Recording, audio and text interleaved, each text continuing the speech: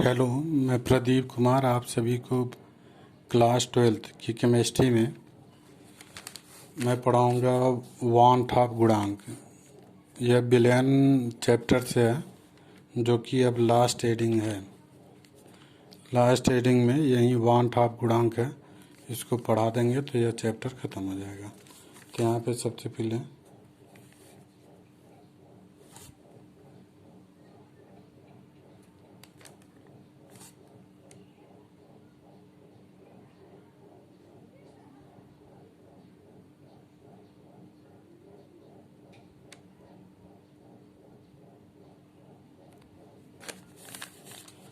Want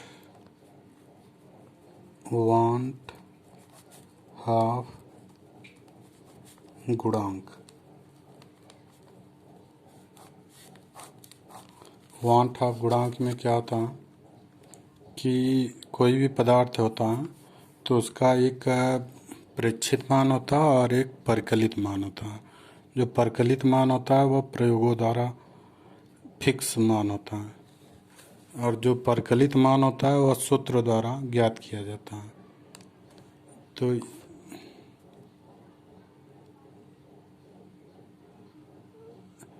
तो यानी कि हर एक पदार्थ का प्रेक्षित मान और परिकलित मान अलग अलग होता है।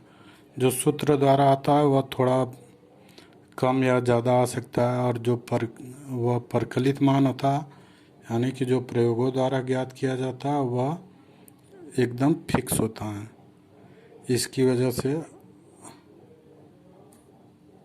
परिकलित मान और प्रेक्षित मान क्या होता है, अलग अलग होता है। तो वांट ऑफ गुणांक जो होता है तो किसी भी पदार्थ का जो प्रेक्षित मान होता है और परिकलित मान होता है उसके अनुपात को क्या कहते हैं, वांट ऑफ गुणांक कहते हैं। तो यहाँ पे यानी कि वांट ऑफ गुणांक को आई से प्रदर्शित करते हैं। तो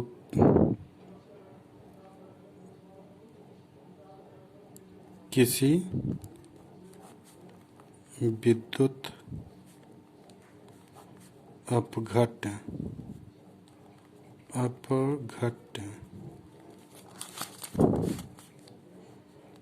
के अणु संख्या गुणधर्म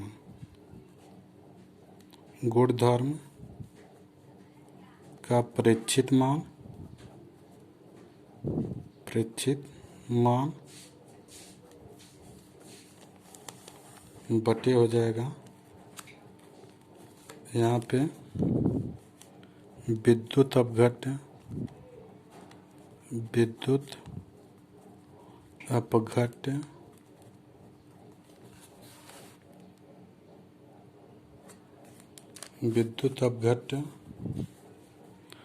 के अणु संख्या गुणधर्म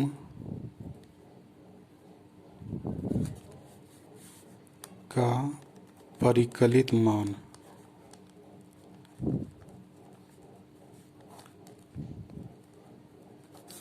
तो जो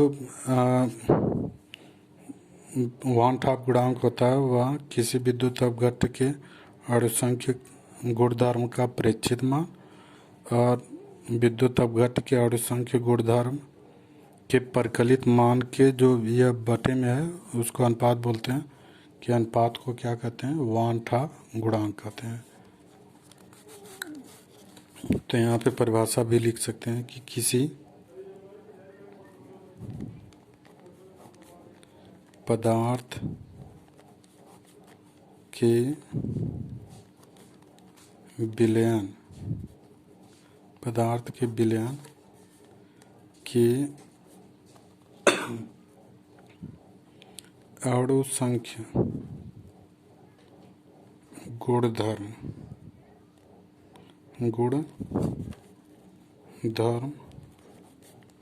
का प्रेक्षित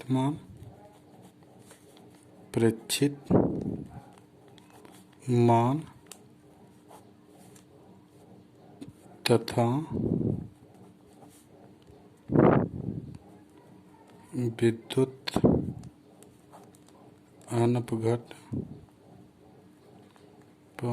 घट्य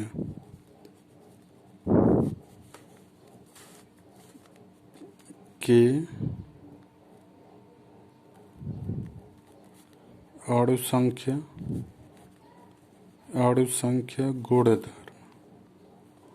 गुणधर्म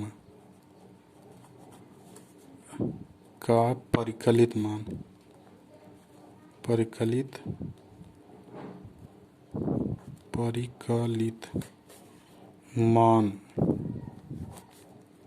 के अनुपात को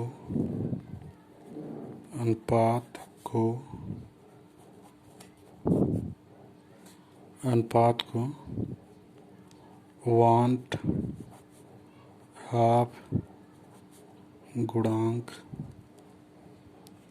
कहते हैं।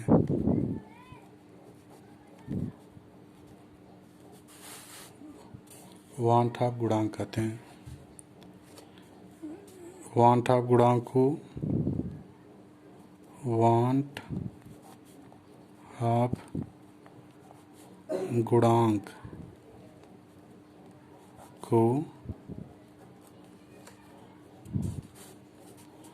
हाफ गुणांक को स्मॉल आई से प्रदर्शित किया जाता है।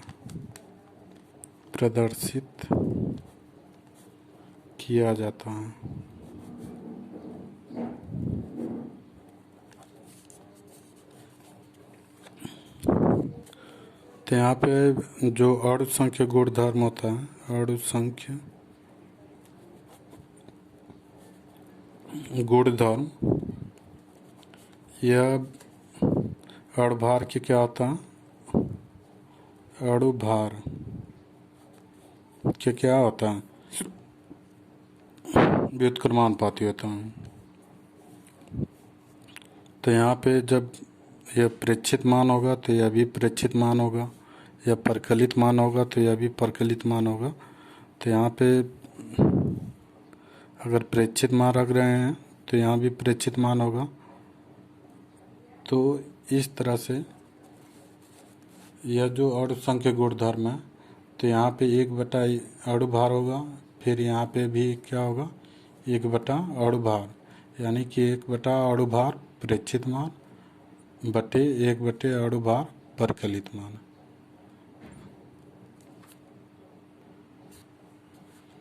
तो यहाँ पर इस सूत्र के नियमानुसार हो जाएगा I बराबर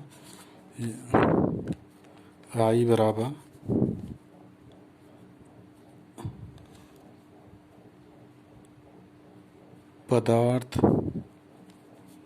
का अणुभार, यह हो जाएगा परिकलित मान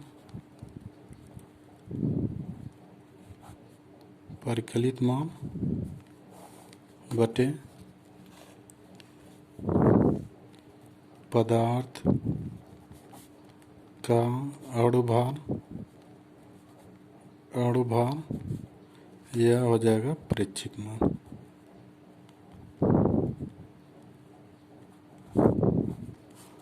यह परिकलित मान ऊपर चला गया और यह प्रेक्षित मान नीचे चला आया, क्योंकि यहाँ पे जो अणुसंख्य गुणधर्म होता है वह व्युत्क्रमानुपाती होता है, उल्टा होता है। तो अणुभार समानुपाती में होता है, तो यहाँ पे यह व्युत्क्रमानुपाती, या तो यह प्रेक्षित मान ऊपर है तो यह नीचे चला आएगा और परिकलित मान ऊपर चला जाएगा। इसी तरह से एक और सूत्र है आई के लिए,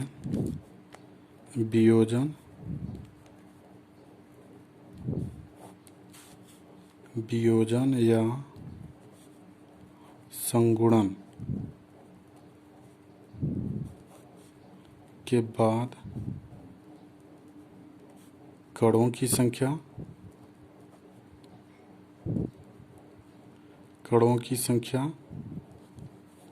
बटे वियोजन या संगुणन के पूर्व कणों की संख्या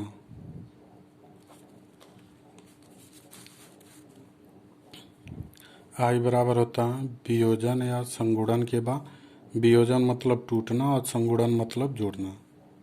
और यहाँ पर भी है वियोजन या संगुणन, तो वियोजन या संगुणन के बाद कणों की संख्या कितनी होगी, और वियोजन या संगुणन के पूर्व कणों की संख्या कितनी होगी वह निकाल लेंगे तो आई का मान निकल जाएगा। तो फिर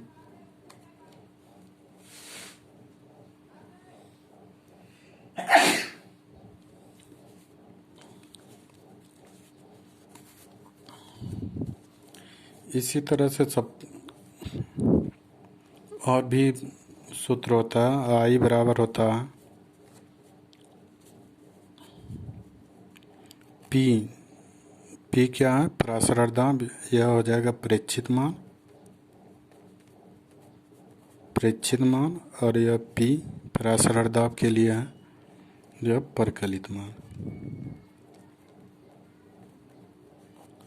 यानी कि जो वान टॉप गुणांक होता है वह परासरण दाब प्रेक्षित मान और परासरण दाब परिकलित मान के अनुपात होता है। या इसको कह सकते हैं डेल्टा टी बी बटे डेल्टा टी बी, यह परिकलित मान होगा और यह हो जाएगा प्रेक्षित मान। या इसको ऐसे भी लिख सकते हैं, यह जो डेल्टा टी बी है यह क्वथनांक उन्नयन है, तो क्वथनांक उन्नयन का प्रेक्षित मान बटे क्वथनांक उन्नयन का परिकलित मान। और डेल्टा टी एफ बटे डेल्टा टी एफ यह प्रेक्षित मान हो जाएगा और यह क्या होगा, परिकलित मान हो जाएगा।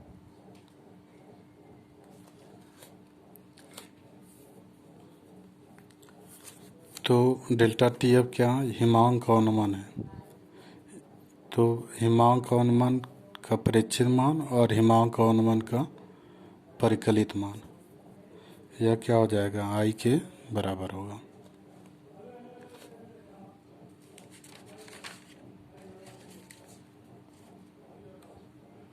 तो इस तरह से हम लोग लिख सकते हैं, चूँकि परासरण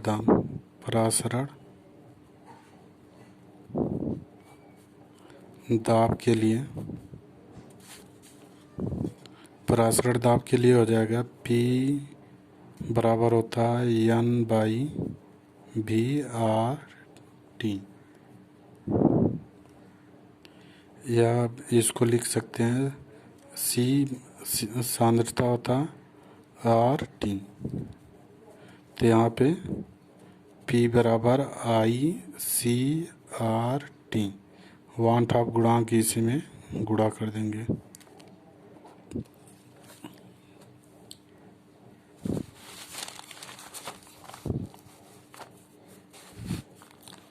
इसी तरह से दूसरा हो जाएगा,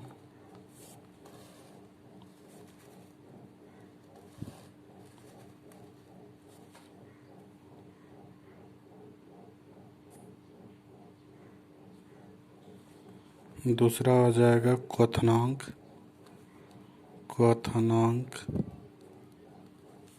उन्नयन।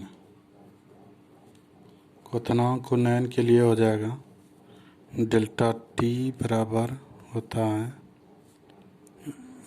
अरे टी बी बराबर होता है 1000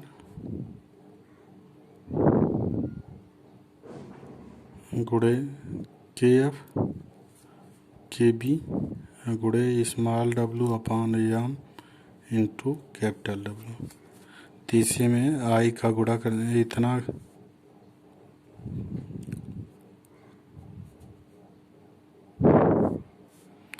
यह डब्लू अपान एम इंटू कैपिटल डब्लू अपान 1000 यहाँ पे चला आएगा, तो इसको मोलरता लिख सकते हैं। तो यहाँ पे हो जाएगा डेल्टा टी बी बराबर आई इंटू KB इंटू यम, यम हो जाएगा मूललता।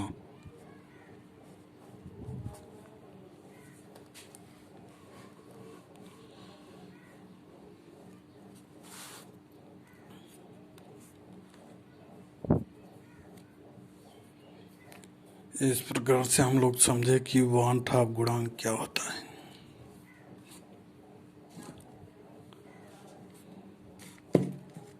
बाकी का टॉपिक अगले वीडियो में हम सवाल हल करवाएंगे।